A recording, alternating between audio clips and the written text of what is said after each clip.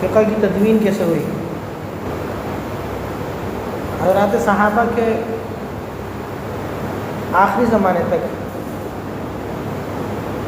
اسلام تقریباً دنیا میں پھیل چکا تھا، اور کوئی بھی مسئلہ پیش آتا تھا تو لوگ اس کا حل پوچھنے حضرات صحابہ کے پاس آتے تھے، اور حضرات صحابہ میں جو مجتہد درجے کے صحابہ تھے وہ ان کو حل بیان فرماتے تھے۔ ہر صحابی حکم بیان نہیں کرتا تھا، بلکہ جو خاص فقہی ذوق رکھتا تھا اور جو استنباط کا ملکہ رکھتا تھا اور جو اجتہاد کے درجے میں فائز تھا وہی حکم بیان کرتا تھا۔ پھر اس کے بعد حضرات تابعین کا زمانہ آیا، یعنی وہ لوگ جو حضرات صحابہ کے تلامذہ میں سے تھے، ان کا زمانہ آیا۔ تو پھر 7 مقامات ایسے بنے جو علوم و فنون کا مرکز سمجھے جاتے تھے، اور 7 مقامات پر دارالفتہ قائم ہوئے۔ ان میں سے ایک مکہ، ایک مدینہ، ایک کوفہ، ایک بصرہ، ایک شام، مصر، یمن۔ مکہ، مدینہ، کوفہ، بصرہ، شام، مصر، یمن، یہ 7 مقامات علوم و فنون کا مرکز بنے، اور ان 7 مقامات پر دارالفتہ قائم ہوئے۔ لیکن کوفہ کا جو دارالفتہ تھا وہ ان تمام مقامات میں خاص اہمیت کا حامل تھا۔ اس کی وجہ یہ تھی کہ وہاں زیادہ تر جو حضرات تھے وہ حضرت عبداللہ ابن مسعود رضی اللہ تعالیٰ عنہ اور دیگر اجلہ صحابہ کے شاگرد تھے، اور حضرت عبداللہ ابن مسعود رضی اللہ تعالیٰ عنہ کا ایک خاص مقام تھا صحابہ میں، اور فقہی حوالے سے بطور خاص حنفی فقہ جو ہے یا حنفی مسلک جو ہے وہ اس کی بنیاد حضرت عبداللہ ابن مسعود ہی ہے۔ تو کوفہ کا جو دارالفتہ تھا یا کوفہ کی جو مسند تھی وہ اس حوالے سے بھی خاص اہمیت کی حامل تھی کہ وہ حضرت عبداللہ ابن مسعود کے شاگرد تھے، اور اس کے علاوہ بھی دیگر اجلہ صحابہ کے وہاں شاگرد موجود تھے۔ تو کوفہ کا جو وہ مدرسہ تھا یا کوفہ کی جو مسند تھی، امام ابو حنیفہ رحمۃ اللہ علیہ بھی وہاں شاگرد تھے، امام ابو حنیفہ رحمۃ اللہ علیہ بھی وہاں شاگرد تھے۔ پھر امام حماد بن نبی سلیمان رحمہ اللہ اونچے درجے کے فقیہ تھے اور محدث بھی تھے۔ ان کا جب انتقال ہوا اور وہ مسند جب خالی ہوئی، کوفہ کی مسند، تو سب کے اتفاق سے امام ابو حنیفہ رحمۃ اللہ علیہ کو اس مسند کے لیے منتخب کیا گیا۔ امام ابو حنیفہ رحمۃ اللہ علیہ کو اس مسند کے لیے منتخب کیا گیا۔ پھر اس کے بعد یہ ہوا کہ حضرات صحابہ کے زمانے میں اور اسی طریقے سے دیگر تابعین کے زمانے میں اس بات کا رخ نہیں تھا کہ فقہ کو کتابی صورت میں مدون کیا جائے، بلکہ ان کے حافظے بہت اچھے تھے، وہ اپنے حافظے پر بھروسہ کرتے تھے اور حافظے پر اعتماد تھا۔ لیکن امام ابو حنیفہ رحمۃ اللہ علیہ جب ان کو یہ مسند ملی تو ان کے پیش نظر یہ تھا کہ روزانہ تنزل آ رہا ہے لوگوں کے اندر، اور لوگوں کا حافظہ روز بروز کمزور ہوتا جا رہا ہے۔ تو ان کو اس بات کی فکر ہوئی کہ کسی طریقے سے یہ جو فقہی احکامات ہیں اس کو مرتب کیا جائے، اس کو مدون کیا جائے، اور کوئی کتابی ایسی صورت ہو جائے کہ جس کی وجہ سے یہ جتنے مسائل ہیں سارے محفوظ ہو جائیں، کیونکہ جو لوگ ابھی ہیں جن کے حافظ بہت زیادہ بلند ہیں یہ لوگ نہیں رہیں گے، پھر بہت زیادہ مسائل پیدا ہوں گے۔ تو امام ابو حنیفہ رحمۃ اللہ علیہ نے اس کام کا آغاز کیا اور اپنے ہزاروں تلامذہ میں سے 40 تلامذوں کو منتخب کیا اور ایک کمیٹی بنائی. 40 تلامذہ کو منتخب کیا اور ایک کمیٹی بنائی. اس کمیٹی کے صدر امام ابو حنیفہ رحمۃ اللہ علیہ خود تھے. اس کمیٹی کے صدر امام ابو حنیفہ رحمۃ اللہ علیہ خود تھے اور اس کمیٹی میں 40 اشخاص میں سے ہر شخص کو اس بات کی اجازت تھی کہ وہ کھل کے اپنی رائے کا اظہار کرے. اس کے سامنے جو نصوص ہیں، جو آثار ہیں اور جو قیاس کرنے کی جو صلاحیت ہے اس کو استعمال کرتے ہوئے وہ جو کہنا چاہتا ہے کہے، کھلی اجازت تھی. اور اس مجلس کی ایک خاص بات یہ تھی کہ ان 40 حضرات کے علاوہ بھی دیگر فقہاء اور محدثین آ کر کے اس مجلس کی کارگزاری سنتے تھے اور اس مجلس میں جو گفتگو ہوتی تھی وہ گفتگو سنتے تھے ان کے علاوہ بھی. اور ان کو بھی اس بات کا اختیار حاصل تھا کہ اگر وہ اپنی رائے دینا چاہیں یا اس مسئلے پر جو مسئلہ چل رہا ہے اس پر بحث کرنا چاہیں تو وہ بھی کھل کر اپنی رائے دے سکتے تھے. پھر 40 رکنی جو ایک کمیٹی تھی ان میں سے بھی انتخاب کر کے امام ابو حنیفہ رحمۃ اللہ علیہ نے 10 رکنی خصوصی بینچ قائم کیے تھے. یعنی 40 رکنی جو کمیٹی تھی ان میں سے بھی 10 بندوں کو منتخب کر کے ایک خصوصی کمیٹی قائم کی تھی جن میں بڑے بڑے لوگ تھے جیسے امام ابو یوسف رحمۃ اللہ علیہ، امام ظفر رحمۃ اللہ علیہ، امام محمد رحمۃ اللہ علیہ، عبداللہ ابن مبارک رحمۃ اللہ علیہ اور عافیہ ازدی بڑے درجے کے قاضی تھے، یہ اس میں تھے. قاسم بن معان، اسد بن عام اور خود امام ابو حنیفہ رحمۃ اللہ علیہ اس 10 رکنی کمیٹی کا حصہ تھے. پھر فقہ کی تدوین کے دوران ان کا طریقہ استدلال کیا تھا کہ کس طریقے سے استدلال کرتے تھے اور پھر کیسے مسئلہ ان کا حتمی سمجھا جاتا تھا. تو ابن حجر رحمۃ اللہ علیہ نے لکھا ہے کہ ان کا طریقہ استدلال یہ تھا کہ سب سے پہلے قرآن کو لیتے تھے کہ مسئلے کا حکم براہ راست قرآن سے، پھر سنت سے اگر قرآن میں نہیں ملتا تھا، اور اگر سنت میں بھی نہیں ملتا تھا پھر قول صحابہ، اور اگر قول صحابہ میں اختلاف ہو جائے کہ صحابہ کے ایک سے زائد قول ہیں تو جو قرآن اور سنت کے قریب لگتا تھا اس کو لیتے تھے اور قول صحابی کو چھوڑتے نہیں تھے. حضرات صحابہ کے اقوال اگر مختلف ہو جائیں تو جو ان کو قرآن اور سنت کے قریب لگتا تھا زیادہ تو اس کو لیتے تھے، لیکن حضرات تابعین کے قول نہیں لیتے تھے کیونکہ امام ابو حنیفہ رحمۃ اللہ علیہ خود تابعی تھے. جو تابعین تھے وہ تو ان کے ہم اثر تھے، ان کے قول کو حجت نہیں مانتے تھے. اپنے سے اوپر کے جو لوگ تھے ان کی بات لیتے تھے، جو اپنے برابر کے لوگ تھے ان کی بات نہیں لیتے تھے. ان کے بارے میں یہ کہا کرتے تھے نجتہد کما اجتہد، جیسے انہوں نے اجتہاد کیا ہے ویسے ہم بھی اجتہاد کریں گے. ان کو مسئلے کا علم ہوا ہے اور مسئلے کا انہوں نے ایک حکم لگایا ہے تو ہم بھی اجتہاد کر کے مسئلے پر حکم لگائیں گے. پھر یہاں سے مشہور ہوا کہ امام ابو حنیفہ رحمۃ اللہ علیہ کہتے تھے ہم رجال و نحن رجال. وہ حضرات تابعین کی باتیں نہیں مانتے تھے، وہ اس وجہ سے نہیں مانتے تھے، وہ خود تابعی تھے. اور یہ 40 رکنی جو کمیٹی تھی سب مجتہد تھے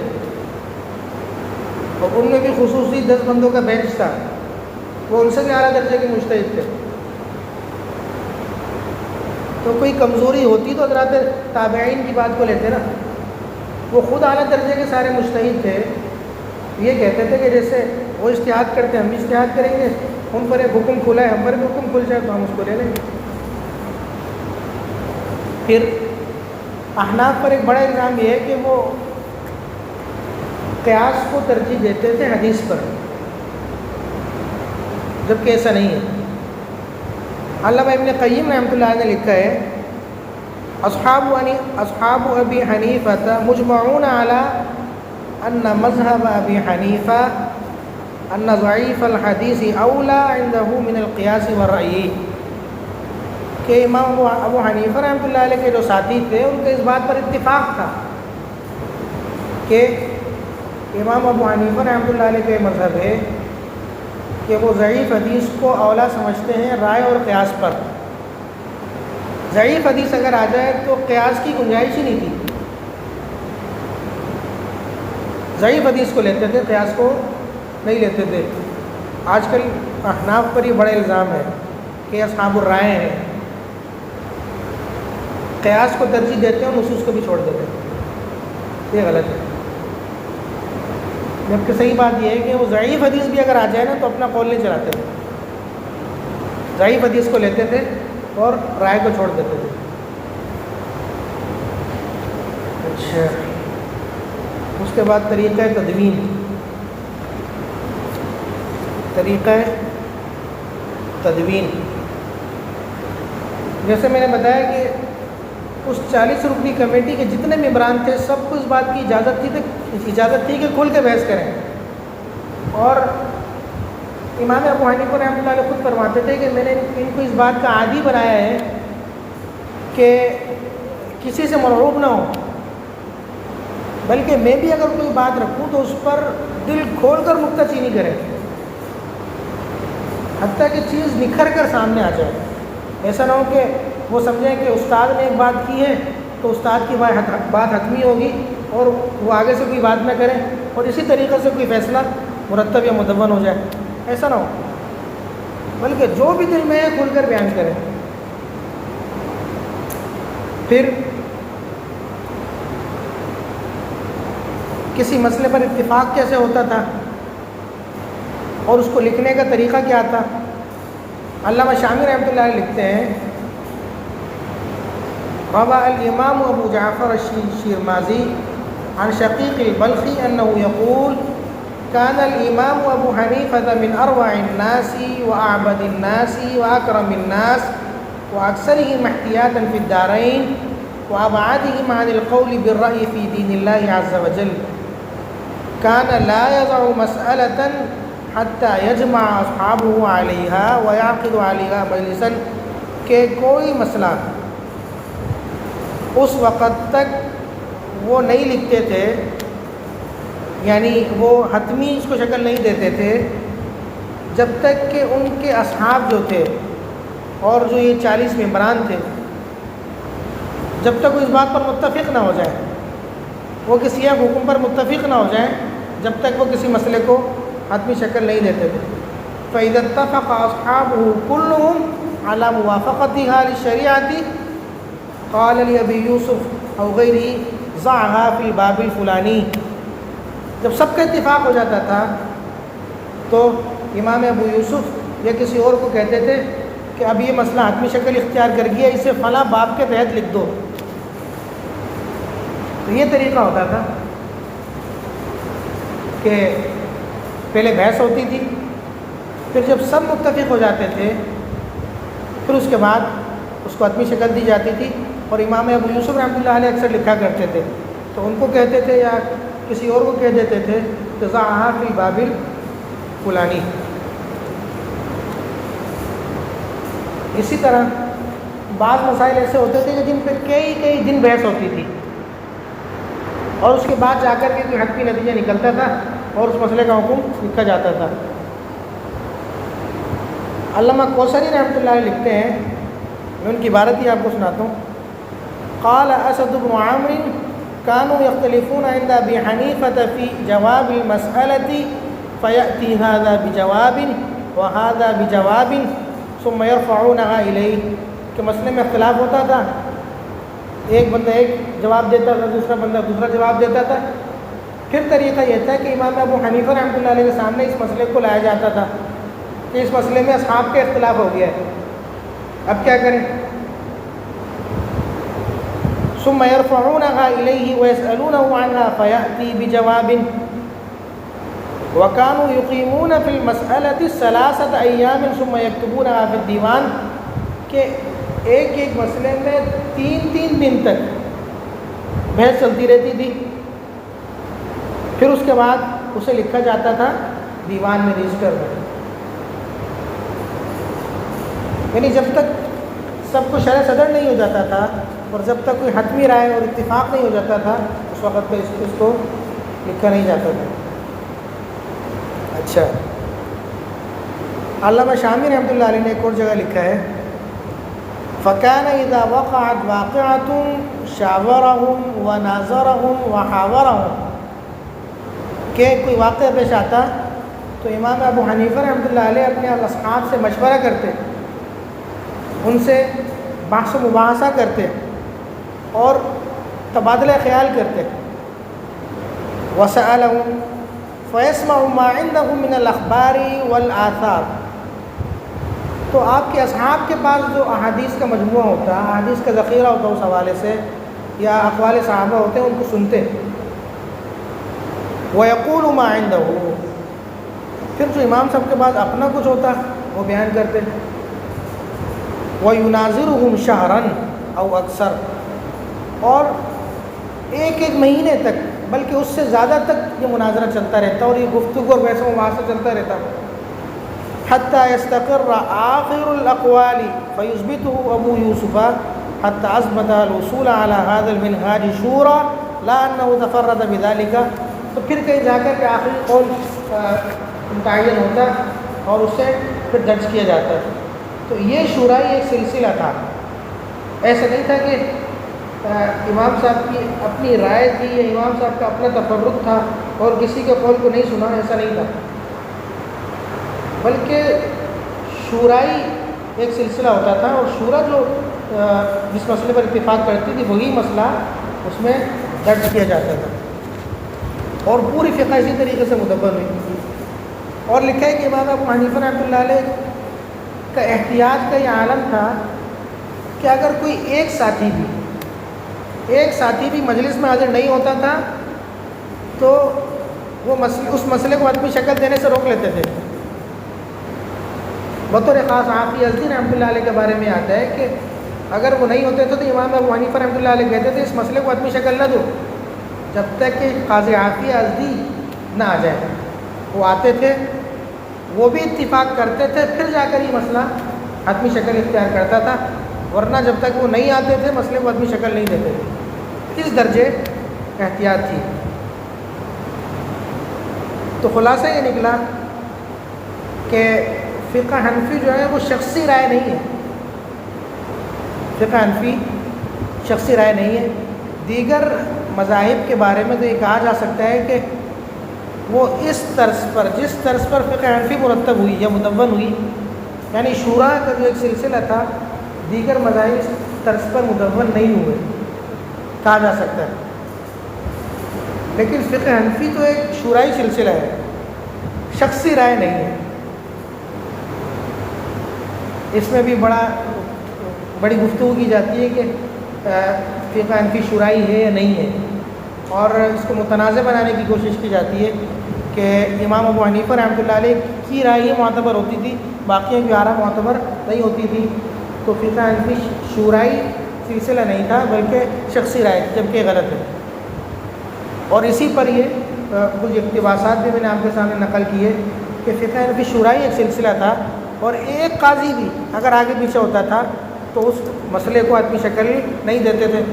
اگر امام ابو حنیفہ رحمۃ اللہ علیہ اپنے کو ہی سب کچھ سمجھتے تو ایک یا دس نہ آتے، امام صاحب اس کو حتمی شکل دے دیتے، صدر بھی تھے، اختیار بھی تھا، لیکن ایسا نہیں ہوتا تھا۔ حتیٰ کہ بعض اوقات امام ابو یوسف رحمۃ اللہ علیہ یہ کہتے تھے، کتابوں میں لکھا ہے کہ وَيْحَكَ يَا يَعْقُوبُ لَا تَكْتُبْ كُلَّ مَا تَسْمَعُ مِنِّي، کہ اے یعقوب جو بھی مجھ سے سنو لکھو نہیں، فَإِنِّي قَدْ أَرَى الرَّأْيَ الْيَوْمَ وَأَتْرُكُهُ غَدًا، میرا تو یہ حال ہے کہ میں آج ایک بات کو صحیح سمجھتا ہوں اور بعض اوقات ایسا ہوتا ہے کہ اگلے دن میرا فیصلہ تبدیل ہو جاتا ہے، کیونکہ مسئلہ سوچ و بچار کے مراحل میں ہے۔ اس میں سوچ رہے ہیں آج ایک رائے بنی، کل مزید چیزیں سامنے آ گئی، مزید دلائل سامنے آ گئے، کل رائے تبدیل ہو گئی، اور وَأَرَى الرَّأْيَ غَدًا وَأَتْرُكُهُ فِي غَدِهِ، اور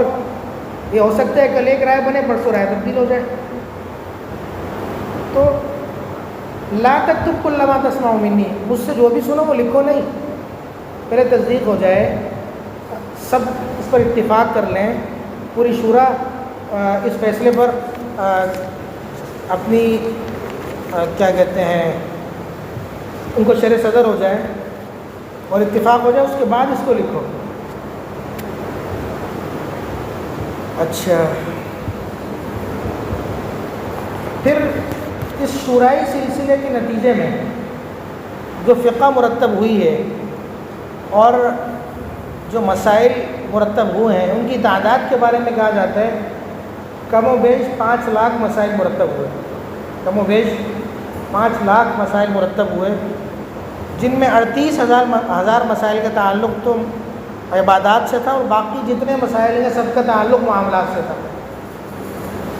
38,000 مسائل کا تعلق تھا عبادات سے اور باقی جتنے مسائل ہیں سب کا تعلق تھا معاملات سے. تو اس طریقے سے ابتدا ہوئی اور یہاں تک جا کر کے انتہا ہوئی.